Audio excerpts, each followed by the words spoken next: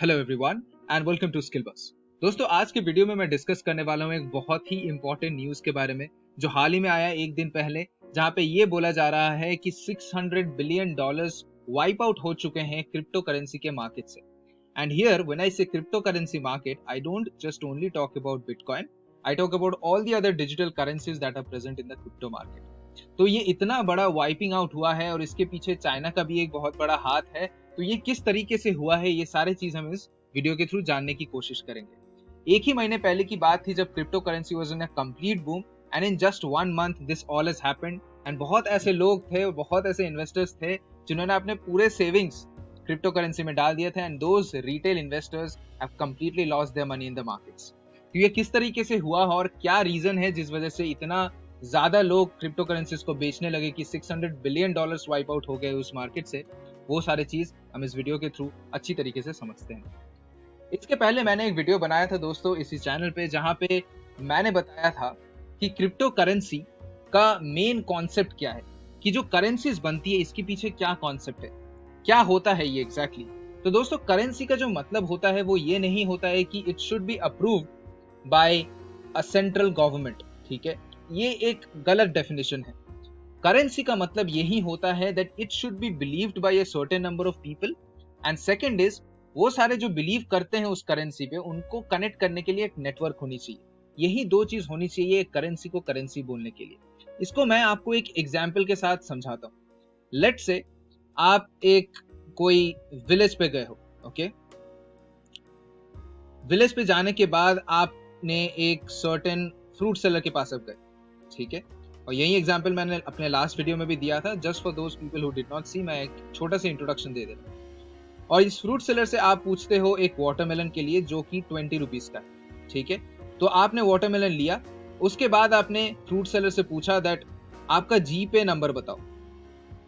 तो इन्होंने कहा that I don't have a GPay, okay, I don't have a GPay, you have to give me in cash.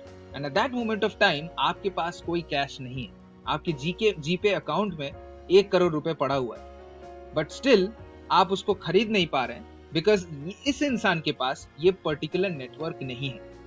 अब एक चीज यहाँ पे नोट करने वाली है बात कि ये जो जीपे है, ये जीपे गवर्नमेंट से अप्रूव्ड है।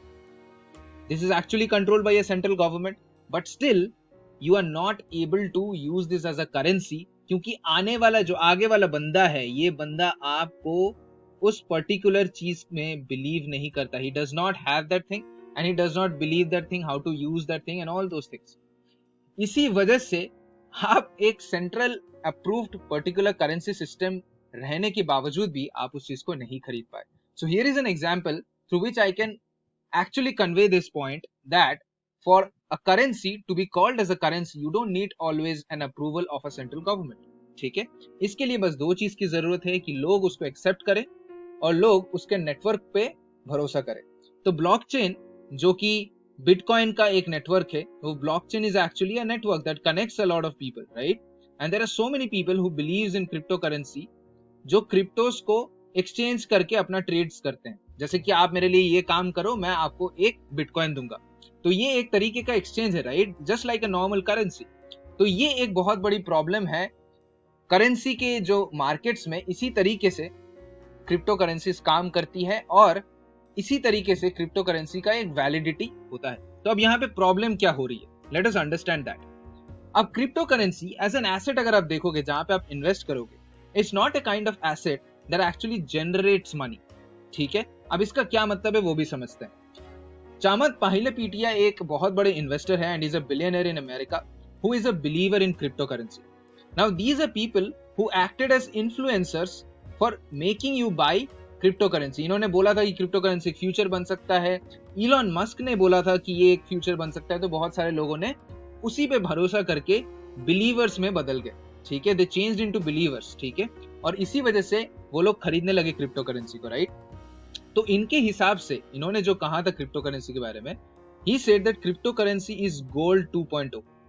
अब इसका क्या मतलब है दोस्तों, गोल्ड एक ऐसी तरह की एसेट है जो अपना कोई प्रॉफिट जनरेट नहीं करता है। इन अदर सेंस, जैसे आप एक कंपनी, जैसे कि टाटा एक कंपनी है, ठीक है, अब ये कंपनी अपने आप कोई प्रोडक्ट जनरेट कर रही है और उस प्रोडक्ट से ये प्रॉफिट जनरेट करती है जो ये अपने शेयर होल्डर्स को देते हैं, जो इसमें इन्वेस्टर्स की तरह काम करते हैं। That is why Tata is an asset. आप अगर रियल एस्टेट खरीदते हो तो रियल एस्टेट आपके लिए जो भी इसमें रेंट रह रहा है वो आपको रेंट दे रहा है, तो it's creating a dividend for you. That is why it's an asset, because it generates some money. लेकिन गोल्ड जो है ये कोई ऐसा एसेट नहीं है जो अपने आप मनी जनरेट करता है। इसका जो वैल्यू है, इसका वैल्यू डिसाइड होता है उसी एक इंसान के थ्रू जो इसको अगले में खरीदने वाला है। आज अगर गोल्ड का प्राइस 10 रुपए है लेट्स से, आने वाले टाइम पे अगर कोई इंसान इसको 20 रुपए में खरीदना चाहता है तभी वो गोल्ड का प्राइस 10 से 20 होगा। इस गोल्ड का अपना कोई तरह नहीं है जिसके थ्रू ये अपना प्रॉफिट जनरेट कर सके। It depends on what the other person is supposed to pay, through which it's discussed और डिसाइडेड कि उस एसेट का वैल्यू क्या होगा। सिमिलरली क्रिप्टो करेंसी भी एक वैसा ही एसेट है जो उसी तरीके से डिसाइड होता है। This particular idea was given by Warren Buffett, जिन्होंने ये कहा था कि क्रिप्टो करेंसी कोई ऐसा एसेट नहीं है जो अपने आप कुछ जनरेट कर सकता है। जब तक इसके लिए बिलीवर्स रहेंगे, जब तक इस करेंसी में बिलीवर्स रहेंगे, तब तक ये करेंसी चलेगा। क्योंकि इसका कोई सेंट्रल गवर्नमेंट नहीं है, कोई अथॉरिटी नहीं है, इसका वोलैटिलिटी बहुत ज्यादा हाई है, मतलब इसका अप्स एंड डाउन्स बहुत ज्यादा हाई है। उसी वजह से वॉरेन बफेट ने कहा था I don't think it's a very good investment. ठीक है, तो अब हुआ क्या है, what is the problem because of which the market fail. सबसे पहला है कि इलॉन मस्क ने कुछ ही टाइम पहले एक ट्वीट डाला था that he has lost the believe on crypto currency. ठीक है, और उन्होंने टेस्ला के थ्रू जो भी सारे क्रिप्टो करेंसी खरीदा था वो सारे उन्होंने बेच दिया। ठीक है, ऐसा उन्होंने ट्वीट किया था, जो ट्वीट मैं आपको थोड़ी देर बाद में दिखाना भी वाला हूं। बट द मेन रीजन है जिस वजह से ये $600 बिलियन एक ही बार में रब आउट हो गए मार्केट से, वो इसलिए हुए because China stopped believing in the bitcoin anymore.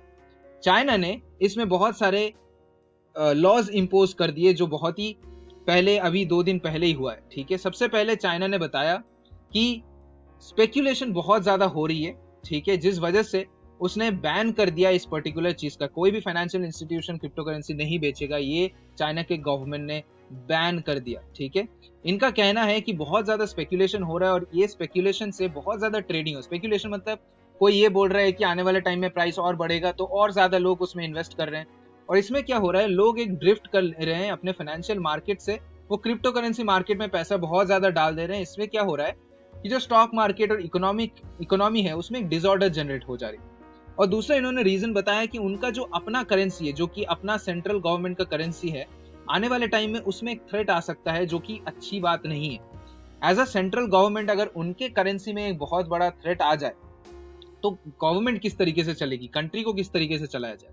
आपको एक बात समझनी पड़ेगी, जो ये क्रिप्टो करेंसी है ये कोई सेंट्रल गवर्नमेंट से चलती नहीं है। That is the main reason of crypto, that's the main definition of crypto world, right, जो वो सेंट्रल से कोई किसी तरह का सेंट्रल गवर्नमेंट से कनेक्टेड नहीं है। इसमें प्रॉब्लम क्या हो सकता है दोस्तों, अगर जनरल में क्या होता है, अगर लेट्स से इन्फ्लेशन होती है कंट्री में, तो सेंट्रल गवर्नमेंट क्या करता है, सेंट्रल गवर्नमेंट इंटरेस्ट को बढ़ा देता है और इन्फ्लेशन को कंट्रोल करता है ताकि हाइपर इन्फ्लेशन ना हो जाए और इकोनॉमी ना बर्बाद हो जाए, राइट।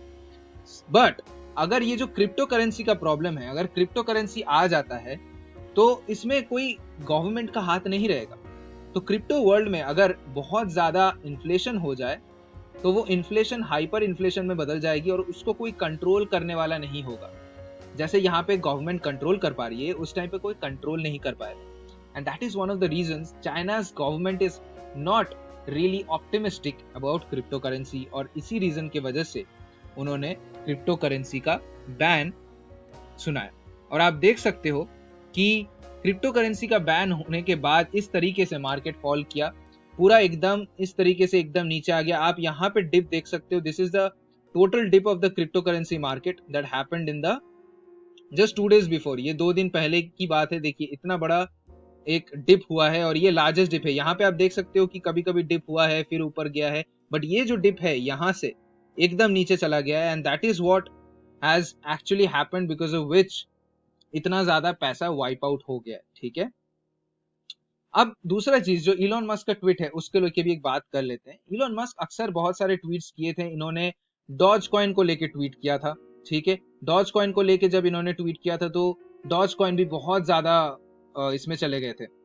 डॉज कॉइन भी बहुत ज्यादा मतलब डिमांड में आ गया था और बहुत ज्यादा लोग खरीद रहे थे। ठीक है, तो डॉज कॉइन का भी ट्वीट था। उसके बाद ये एज एन इन्फ्लुएंसर काम कर रहे थे क्रिप्टो करेंसी के वर्ल्ड में। बहुत सारे चीज ये बोल रहे थे और ट्वीट कर रहे थे, उस बेसिस में पैसे जा रहे थे। जब बिटकॉइन, जब इन्होंने अपने बायो में हैशटैग बिटकॉइन लिखा, उसके बाद बहुत ज्यादा बिटकॉइन का प्राइस बढ़ गया था। ये सारे न्यूज आप फॉलो किए होंगे, राइट? तो यहाँ पे इन्होंने क्या लिखा है, इन्होंने लिखा है कि बिटकॉइन जो है, we are concerned about the rapidly increase use of fuels for the mining of bitcoin, और इनके हिसाब से बिटकॉइन एक एनवायरमेंटल थ्रेट है। और ये जो ट्वीट है, इन्होंने चाइना का ये बैन के कुछ ही दिन पहले का किया था। तो आप देखिए यहाँ पे इन्होंने लिखा है, crypto currency is a good idea on many levels and we can believe it's a promising future, but this can not come at great cost to the environment. तो ये कॉस्ट दे के इन्होंने बोला था कि we as a Tesla company जो bitcoins खरीदी थी, 1.5 बिलियन का इन्वेस्टमेंट की थी बिटकॉइन पे, Tesla will not be selling any Bitcoin as we intend to use it for transaction as soon as mining transaction to more sustainable energy। तो वो बोल रहे हैं कि अभी टेस्ला भी इस चीज को ज्यादा इंपॉर्टेंस नहीं दे रही है, और इसी वजह से इसका ड्रॉप हुआ था। और तब से ड्रॉप थोड़ा बहुत शुरू हो गया था, और चाइना का जब बैन लगा, एक बार ही में बहुत ज्यादा डिप आ गया मार्केट में। अब देख सकते हैं आप, यहाँ पे मैंने छोटा सा समरी मैं यहाँ पे लाया हूँ, जहाँ पे इलॉन मस्क के ट्वीट्स के हिसाब से किस तरीके से बातें बदली और किस तरीके से क्रिप्टो करेंसी का जो मार्केट है वो इन्फ्लुएंस हुआ है। आप देख सकते हैं कि यहाँ पे इन्होंने एक ट्वीट किया था, जहां पे ये फॉर क्रिप्टो करेंसी थे, वहां पे बहुत ज्यादा अप हुआ था क्रिप्टो करेंसी का वैल्यू। फिर यहाँ पे इन्होंने एक ट्वीट किया था, ठीक है, जब Tesla, you can now buy Tesla with a bitcoin, तब भी बहुत ज्यादा बढ़ रहे, उसके बाद बहुत ज्यादा बढ़ा था। और अभी हाल ही में जब इन्होंने ट्वीट किया, I have not sold any bitcoin, तभी भी थोड़ा सा बढ़ा था। एंड ओवर द टाइम आप देख सकते हो किस तरीके से ये नीचे घटा, जब टेस्ला का सस्पेंशन का बात किया है यूजिंग बिटकॉइन का, ठीक है, उसके बाद ये पूरा डिप नीचे आया है। तो इसी तरीके से ये बहुत बार अपने ट्वीट्स के थ्रू वो जो मार्केट है उसको पूरी तरीके से कंट्रोल किए। एंड बहुत सारे जो इन्वेस्टर्स सेंटिमेंटल होते हैं और बिना कुछ सोचे ये समझते हैं कि आने वाले टाइम पे ये काम आ जाएगा, वो सोच के ये इन्वेस्ट किए थे, and now they have lost the money since they have lost the believers. ठीक है, तो ये जो करेंसी है ये गोल्ड की तरह ही है, एज अ एसेट ये गोल्ड की तरह ही है। तो इसका जो वैल्यू होता है, it is decided by what the other person is going to give you, and that is precisely the reason it's a very volatile market. और क्योंकि गोल्ड तो चलो एक तरीके से कमोडिटी मार्केट में रहता है और वो सेंट्रल गवर्नमेंट से कनेक्टेड है, ये बिल्कुल भी कनेक्टेड नहीं है, because of which the volatility is even higher. तो इसी के साथ मैं इस वीडियो को कंप्लीट करूंगा। आई गेस आपको पूरा समझ में आ गया है कि किस तरीके से बिटकॉइन का जो डिक्रीमेंट हुआ वो क्यों हुआ, और क्या रीजंस थे उसके पीछे, क्या सेंटिमेंट्स थे उसके पीछे। So thank you everyone, stay healthy and stay safe.